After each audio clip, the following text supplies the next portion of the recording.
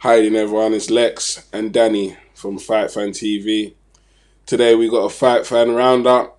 All the latest fights that happened last week and all the latest fights that are going to happen this week. We'll be covering them. How you doing, Yeah, Danny? What's happening? yeah, man, all good. Nice Yeah? little uh, shows over the weekend. Mm-hmm. Just celebrated my daughter's 16th birthday yesterday. Oh, So congrats. The big 16. yeah, yeah. Yours Mm. is coming up, isn't it?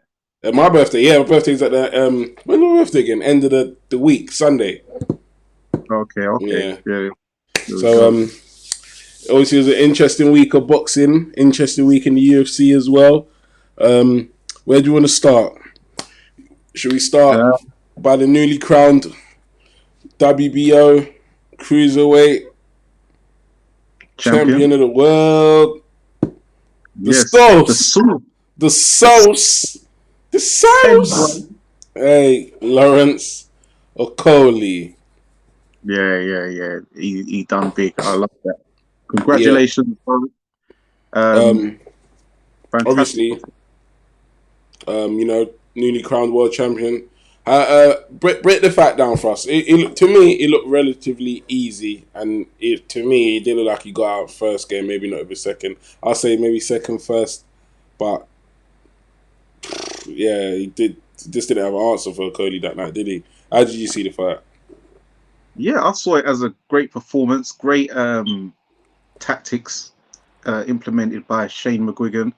Um, Okolie, he was able to use the jab to the body well. He opened up in the fourth round. Um, what's his name? The Polish guy. He was crouching down. Glowacki? Moraki, he was crouching low throughout, but he couldn't really get into range because he was crouching low. And then when you're doing that, when you're crouching so low, it's going to take a lot of energy out of you when you're sort of like crunching your organs, really. So Mm. it was only a matter of time. I predicted rounds 4 to 6, and shout out to Hassan Botza. He said 6 to 8, so we were both correct because he done him in the round. And that right hand, hey, he reeled that one off, and the way he walked off, he done the whole AJ walk off where he leans his back up and Yeah, he said he was feeling himself in that one. yeah, he was moving like a real ogre, as you Yeah, say. yeah, yeah. Obviously, you know, one thing in the boxing community or in the back, or what do you call it in the back scene? Sorry, always hear about Okolie's frightening power. You know, we've heard he's put a lot of heavyweights down in sparring. He's put a lot of people away in sparring. Do you believe in the power? Is it real? Yeah, I've always known it's real. You could see from the amateurs that it was real, and even early on in his career, you could see he had that. Yeah, you could see he had power. Even when he had the British beef for fight versus Isaac Chamberlain in the first round, Isaac tasted the power. He went down. He went a bit negative, Yeah, he didn't and want to then know. he got dropped again. Yeah, he got dropped later on in the fight as well. So yeah, the power's always looked very serious, very Very serious. serious. The sauce, but yeah. Now the power for me is definitely seriously a fellow countryman. You know, we grew up on that pounded yam. You know, so And ever, and Eba as well. You know, so it just stems from you are what you eat. You know, it's a phrase I like to say. You know, I'm gonna say. But yeah, obviously, yeah, it was a stellar card. Ramala Ali was on the card. yeah. Ellie, straight Ellie out of Scotney, Catford. yeah, Ellie Scotney. Courtney was on the card as well, straight out of Catford. Two ladies, look to just put their stamp on their in the boxing. I was going to say in the heavyweight division. They're looking to put their stamp on in the boxing game. How did you see their performances? Yeah, well, they're going to put their stamp in the featherweight division, both of Mm. them. Um, Ellie Scotney had a second pro fight. Lovely shots she's put together. She was putting together. Her opponent, Gangloff, she was very tough. She's got a fight coming up very soon as well. I think it's in a week or two. Um, she come in a bit light, that the opponent Gangloff, but she was very tough. Ellie Scotney putting the shots together. People were saying, I heard making a few critiques about maybe lack of power, but for one, you have to remember they're only doing 2-minute rounds, and it was only 6 rounds she had, and she was able to drop what's her name, Connolly. First, So, yeah, so I ain't even going to use them. Oh, well done. Yeah, Ellie Scottney, great performance. She's throwing a lot of good shots, uppercuts, slipping, moving, got all the moves. Some people I heard was complaining, saying maybe she's got a lack of power, but you have to remember, for one, there's only 2 minutes in a round, and she only had 6 rounds. And as we saw, she was able to drop her first opponent, Beck Connolly, in her debut, and Ramla Ali wasn't able to drop her, and she's had 2 or 3 fights now. So Ellie, I think she's got a decent punch, but you can't knock out everyone. The woman's tough. She's fighting a couple of weeks, and yeah, it's improvements. And with Ramla Ali, very good. This was her second fight as well, Ramla Ali, wasn't it? It was her. Yes, is it second or third? I think it was her second. Okay, but yeah, she done very well also. Put a lot of good shots together. She could have, the ref could have actually jumped in around the 4th round, because that Connolly was shipping a lot of punches, but she toughed it out, and good performance stuff. She gave the ref gave 1 round a draw, whereas Ellie Scottney had it 60-53, so beat her by 7 points because obviously the knockdown. So yeah, both featherweights, and they're both probably on a collision course one day in the future when it builds up a bit more. Yeah, so also on the bill, Bill Smith made a return.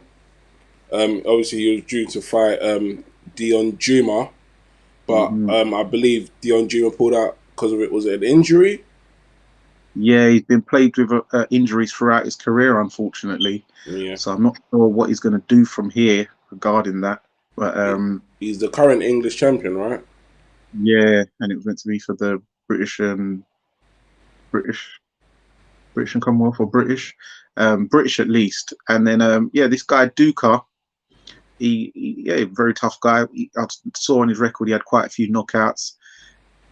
Short notice, so he was tired, but he was able to put some good shots together, especially in the later rounds. Bill Smith was a bit too wide open for my liking, getting hit far too easily. But he was able to drop Duca twice. He kind of emptied the tank when he dropped him, which I think took a bit of puff out of him. But yeah, we got the win, and hopefully can look back on the footage and learn from it. Yeah, so you can watch the footage again and learn from it, I guess. Yeah. Obviously, would we say Bill Smith keep him at the domestic scene? Obviously, he lost to Richard Riakpo. That was for the British title, wasn't it? Yes, that's correct. I remember he was meant to be fighting, what's this geezer's name? Who fought Okolie and fought Chamberlain, mixed race fella. Luke Watkins. Luke Watkins, yeah. I remember he was on course to fight Luke Watkins, but I don't know what happened with that. Obviously, you got Lowell in the division as well. So there's a bit of names there. Where do you see Bill Smith going next? Because I did hear ramblings is meant to have the rematch with Riakpo, but obviously that didn't materialise. Riakpo's vacated the British now, and seems like he's going to move on. So where do we see Bill Smith, going from there? Yeah, I think have some defences of his British. Hopefully, try and win it outright. That's about the level he's at right now. Get some defences, win the Lonsdale belt outright. Richard Riakpo is moving on to fight the South African For the IBO title. So yeah, there's some good defences to be made. The card as well. We saw a return for the Welsh wizard Joe Cordina. He's been out the ring for quite a while. I think he's had a bit of some injuries. Was he? He weren't in fight camp, was he? No, he wasn't. No, was he? He weren't. No, because he's been injured. Yeah, I heard he's been injured. He made a return. I think he's been like 15 months off or something like that. But anyway, he made a return. I was reading a bit of the comments on the socials and, mixed reviews about his performance. A lot of people saying might have a lack of punch power. Some people saying he wasn't looking his best. The guy was durable, he was tough. He didn't come just to lie down. How did you see Joe Cordina's performance? Well, the guy, he came to win because he was throwing a lot of shots. He definitely come to win. Joe Cordina, he's got moves and stuff. I do think there is a lack of punch power there. When he moves up in levels, he's going to struggle. He's been out of the ring for a long time, so I can give him some grace that it wasn't the greatest of performances to watch. So I'm going to give him the benefit of the doubt and put it down to the layoff. And he had someone who was actually coming to win. He wasn't coming to survive. So it's different if you're out there, got a guy not really coming to win. You can literally just get the webs off. When a man's actually coming to win, it's hard. When he's probably been active, I don't know how active that guy has been, but he's probably been a bit more. He's probably been more active than Joe. So he had a tough night out there. But when you've had a tough performance, that will definitely get the webs off. So we'll know in the next fight where he's at and what he's going to be able to do. Joe is currently campaigning at super featherweight, if I'm correct. Yeah, around that. Yeah. So in that division, we're looking at guys like Tevin Farmer, Vontae Davis. You say John Davis still in that category. Gary Russell Jr., Josh Warrington, Miguel Burchell, Oscar Valdez, Shakur Stevenson. Would we? Because obviously he's won the British, ain't he? I believe so. He has won the British. Yeah, he's definitely won the British. He's won the Commonwealth, and would we say he's past domestic level, looking towards European now, or? Yeah, European. But I'll say get him one more fight first, and then go for the European. You can't just go straight in after that performance. I wouldn't recommend it. Yeah.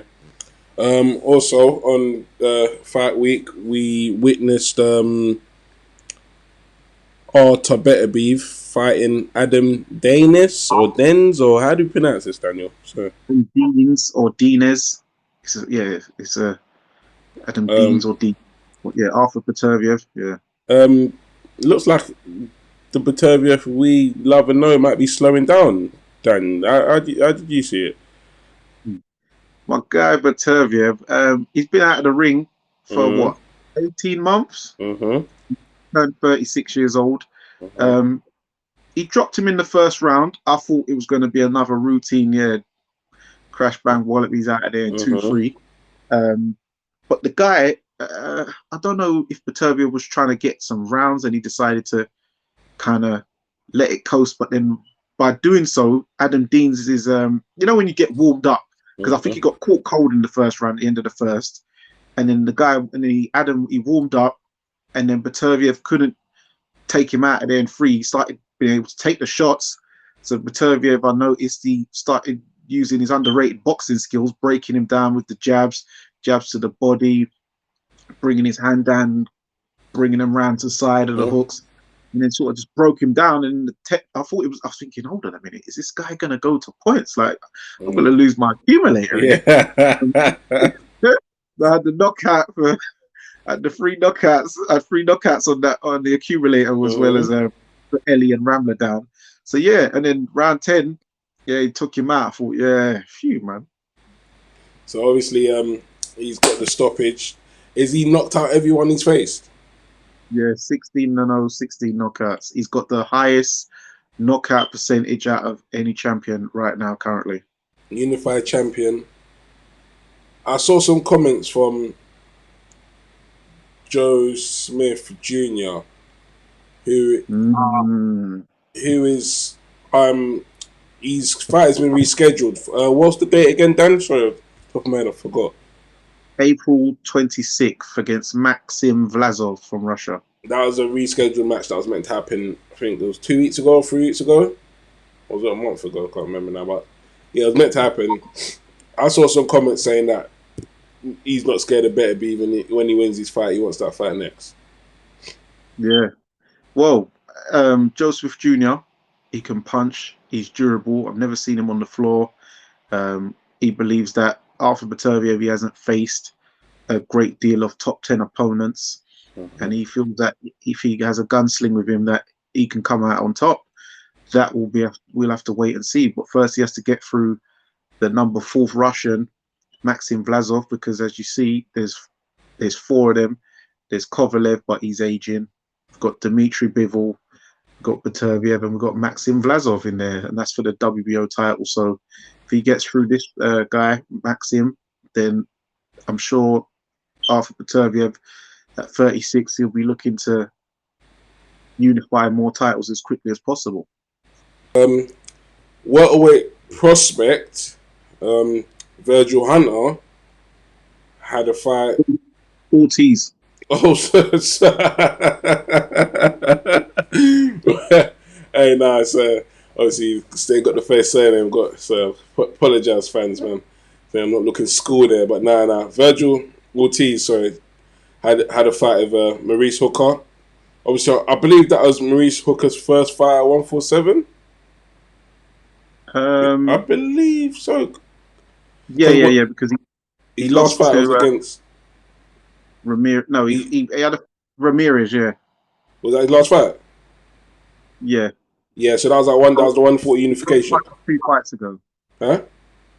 It was either his last fight or 2 fights ago. But I believe this is his debut at 147. The young kid, 22-year-old Virgil Ortiz, I wouldn't say blew him out, but you know, he was shipping some punches as well. Virgil. It was a competitive fight, in my opinion, and a very, very eventful fight. It was flipping entertaining. I love to see it. Obviously, you know, it was a stellar test because Maurice Hooker ain't no pushover. He come out of the stoppage victory.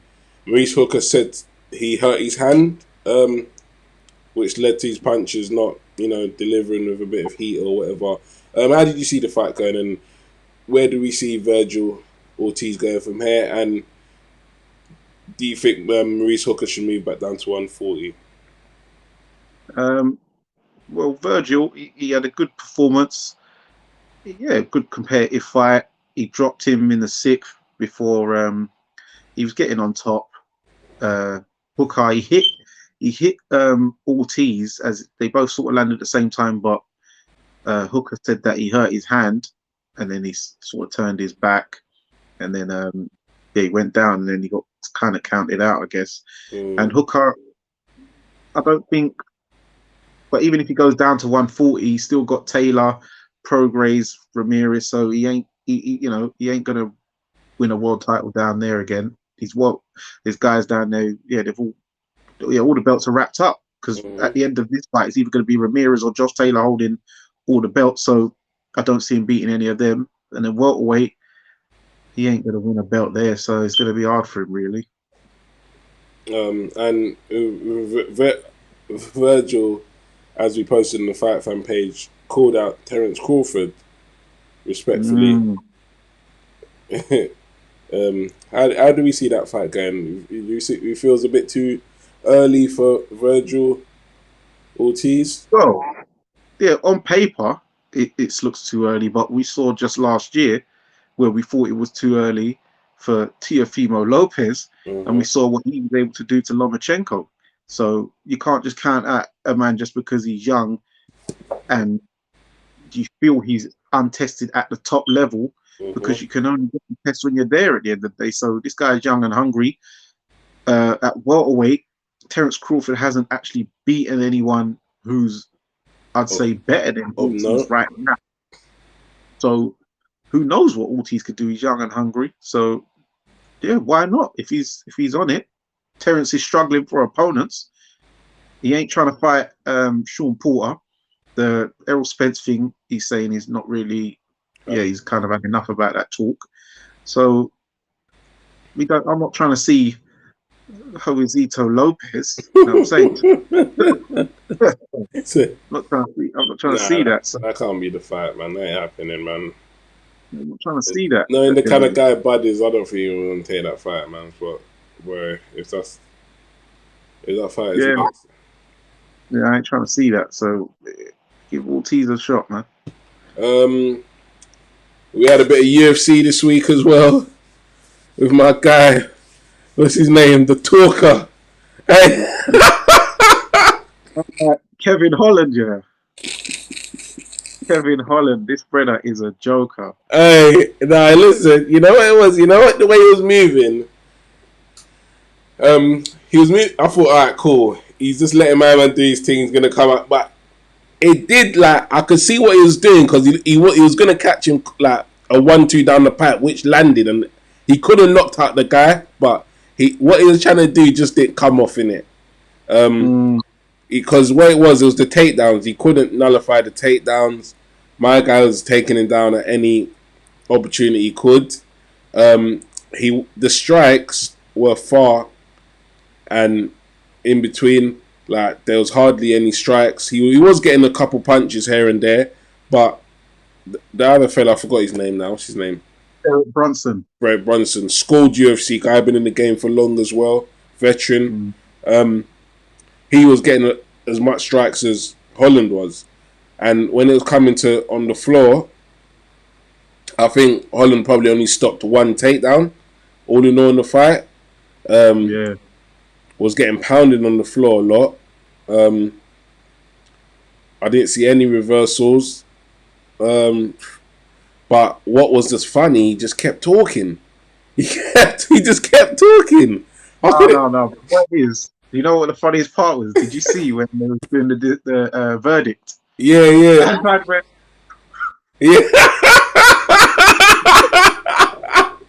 I said, this guy's hey, nah, I really wanted him to win that fight because if he won that fight, yeah, I swear this guy's a character. He's a character, trust me. That's what UFC need. But where it is, he needs to work on his takedown game, and he needs to work on his wrestling. Yeah. Because he looks like he's good standing up and he's good with his feet, but his wrestling game was trash, and and couldn't nullify any takedowns. So I don't know if that had to do with him need to get his strength up or where it is, but he looks like he's only got stand up game for now. But against Souza, he was able to get out and do that mad reversal from his back and then punch his lights out. But Brunson is a veteran, and he was able to keep him on the ground and work him over really. And Kevin, he was trying to do too much. Even from the jump, he tried that flashy kick. He ended up slipping on his back. Then he got punched and he was forced to lean back. Yeah. And then it was all downhill from there. I gave him the second round, and I could have given him a share of the last, but apart from that, the first, third, and fourth, 100% Brunson, and you could give some 10-8s because of the takedowns, because as you know, that's how they score it. They score it a bit like that.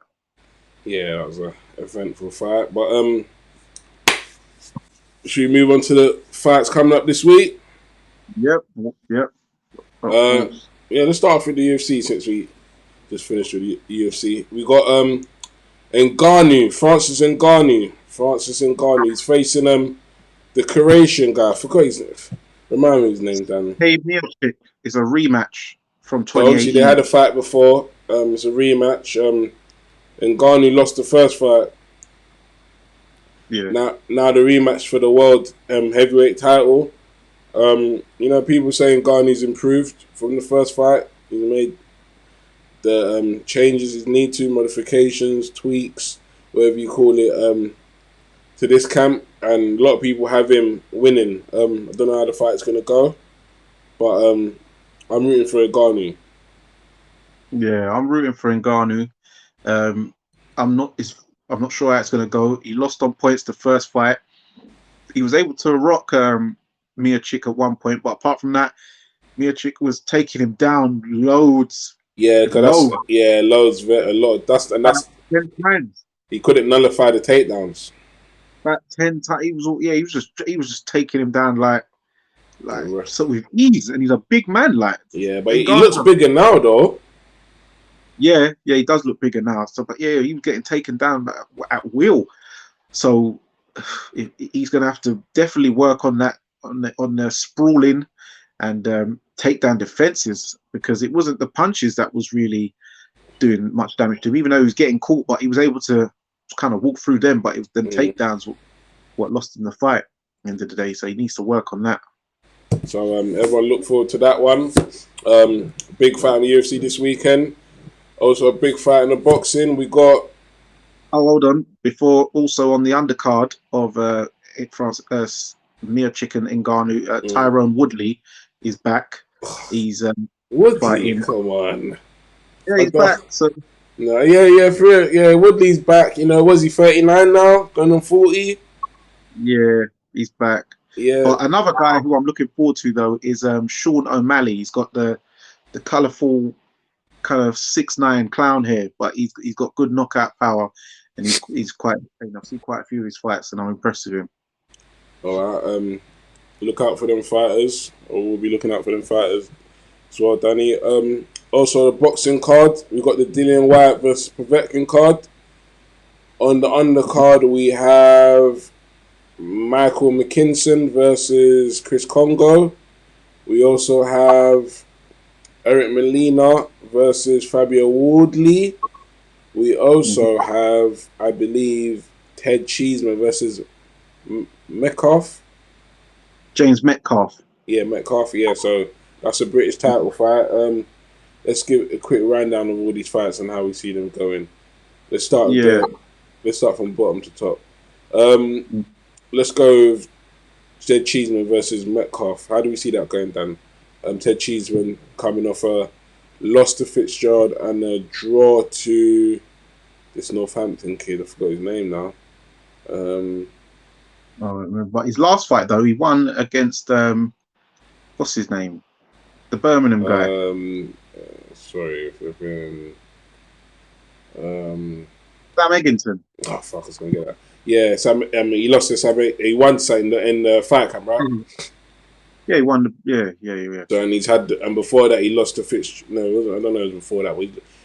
Well, fights of note anyway. He's lost to Fitzgerald and obviously the Garcia fight, but he had the draw of the what's his kid's name from Southampton? No, I mean from Northampton. Yeah, but that was a dubious draw though. Yeah, no, it was. Yeah, I can't even. Yeah. Yeah. So how do we see that fight going? Yeah, James Metcalf unbeaten. 50-50 fight. You know, another good fight. But I do think I'm gonna go with Ted, but it's gonna be close. It's gonna be very close. Yeah, but it's 50-50 for me. 50-50. Let's go with Eric Molina versus Fabio Wardley. Yeah, I see Fabio Wardley stopping Eric Molina. Molina's he don't look really ambitious these days. Nah. But the thing about Molina, you can't just, you got to be about something to deal with him though. You can't just be any guy to deal with Molina. He kind of got dealt with in his. Did you see his last one? Who did he fight last again? He fought. And he just got handled. Who did he fight last again? I can't even remember. Was it a UK prospect or an American? It was. I can't remember off the top of my head, you know. But it was. But he got dealt with. He got taken out. No, was it? It was a. Was it Babbage? Yeah, it was someone. It's either, but no, Hrgovic. No, Hrgovic, yeah. Hrgovic. Yeah, Hrgovic took him out, man. How many rounds? I don't remember. Yeah, but like I was saying, you have to be. You can't just. If you're about that life, you're gonna take him out. Yeah, Fabio looks about that life to me. Yeah, he does. But we're gonna find out if he really is. So this is a test, and this is the what the middle ground test as my guy Sam Jones. You need the they look like they're fast tracking him though, I would say. Yeah, yeah. But I think they're moving along the right way because Eric Molina, he don't look ambitious to me, man. He's just Mm. getting, yeah, I think Fabio's going to stop him. Yeah, I see him getting stopped. What are you Uh, saying? and you heard what I'm saying. I know. I don't think. I think Molina's game in it. Like, obviously, you said he got stopped by Hergovich. Hergovich is just a strong opponent. Um, I I don't see. I see Fabio Wardley winning. It might be a late stoppage of points. Mm, yeah. Um, Chris Congo versus Mikey McKinson. This is a fight that I can't call. We got a guy who's, you know, southpaw, unbeaten, experienced. We got another guy, Chris Congo, decorated amateur, not decorated, but schooled amateur. 10 fights, nice bit of good power, game as well. But I can't call it, man. I, Yeah. I no, I can't call it. I can't call it. You know what it is? Since we've done that interview with my man, I can't with Mackie. I can't. I can't. Well, it's kind of like what I said at first. I was just thinking Chris is going to blast this brother out. But the way Mikey was talking in that interview, Yeah, I said. made me believe. I was like, is this guy, is he turning me into a believer Yeah, or nah, something? That was so convincing. if you ain't I'm seen the like, interview or talking about people, it's on the Fight Fan TV page, YouTube page. Go and look back at it. We interviewed Mikey the Problem McKinson, and yeah, I can't call it, man. But yeah, that's a fight I'll be looking forward to as well. On to the main event. Dillian White versus Alexander Povetkin. Povetkin. Hey, the man is mad, I say, now I'm never ready for that double up in the names. But yeah, flipping. How do we see that fight going? Obviously, the first fight, Dillian was bossing it, got 2 knockdowns. Um, would we say against the runner play, and Povetkin scored a knockout? Um, mm. Obviously, Dillian's trying to gain revenge. How do we see this one going? Yeah, I see it as revenge. I see Dillian. Um, I think he's going to get. I think he's going to take his time. But I'm not sure. He might think I just need to just take this guy out quick, but he needs to be careful. He needs to be careful because Povetkin, yes, he's going to try the uppercut move, but I see him probably looking for one of them leaping hooks to another new shot to try and take him out. So he's got to be very careful with Povetkin. But Povetkin's what 41, 42 now. Mm-hmm. You got to wear out them old legs. You've got to lean on him. You got to just boss it like you did the last time. And when you do drop him the first time, make sure you get him out of there. Don't start trying to be all fancy dancy. Yeah, don't dilly dally. Just get him out of there ASAP. Yeah, I believe you'll do it. I believe this weekend there's 2 Frank Warren cards. Yes, there is. But also on that show, the white card, we've got Eric Pfeiffer versus Nick Webb. Eric Pfeiffer. Oh yeah, that got added. I forgot about that. That got added last week, didn't it? Yeah, so Eric Pfeiffer, as we know, he was linked with Daniel Dubois, but by his account, Pfeiffer saying that some dubious activity went on as to why they didn't really want Pfeiffer to get in there with Dubois because they thought he would have come over and spoiled the apple cart, but he's getting to showcase himself against Nick Webb, and we're going to see. For those who haven't seen Eric Pfeiffer, you're going to see what he's all about, I guess. All right. Like I said, we've got 2 Frank Warren cards this weekend. I think Ennis Brown. His name Ennis Brown. I know him as Riddy. Riddy. Yeah. He's facing Maxwell, isn't it? But it's been taken off the card. Akeem Ennis Brown versus Maxwell. Akeem Ennis Brown, he's got an injury, and then so that's been pulled off the card. And Chris Jenkins versus Isuman. Yeah. That's been pulled off the card as well, unfortunately, due to an Oh, injury as those are well. two solid fights there, man. This fight. So now we've got Willie David Hutchins. Ali.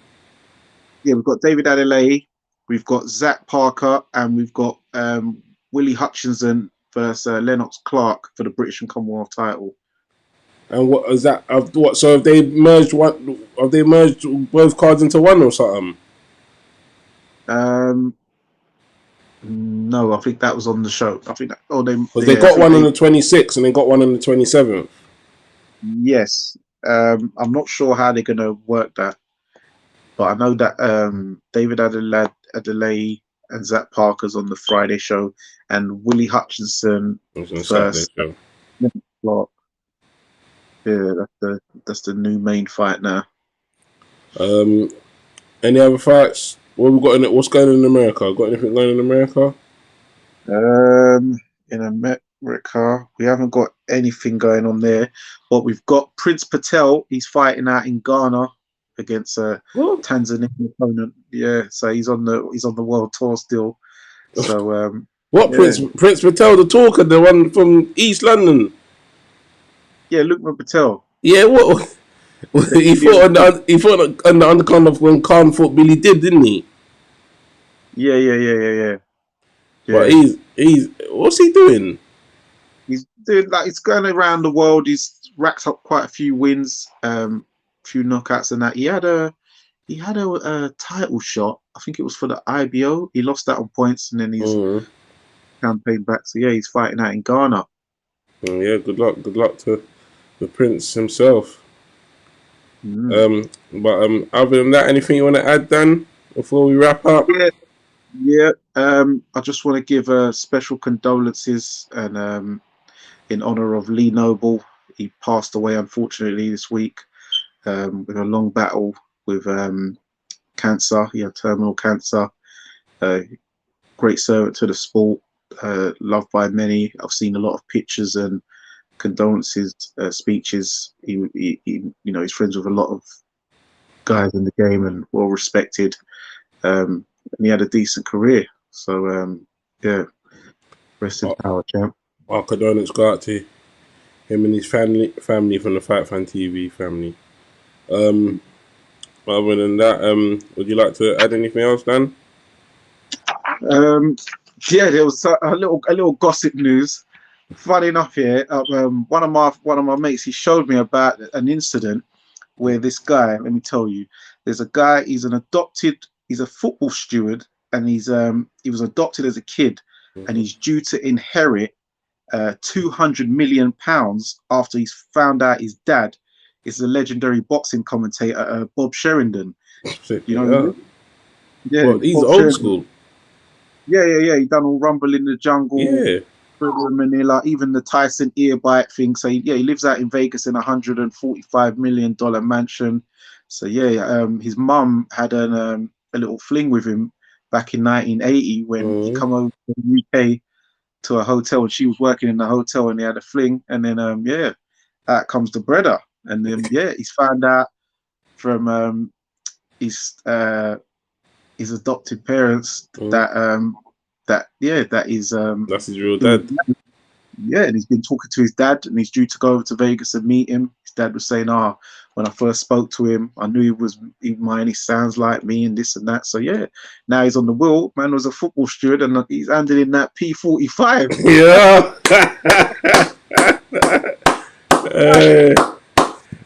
Yeah, we like that. It's an exclusive, but yeah, man, that's good, man. We like that. Thanks for that, Dan. But yeah, that's it from us. Wrapped up. Lex and Danny from Fftv. Be sure to subscribe, like, comment, follow us on Twitter, IG. Message us if you want to come on the show, if you want to talk fighting, UFC, boxing, either one, we don't mind. And yeah, peace, we're out. Peace.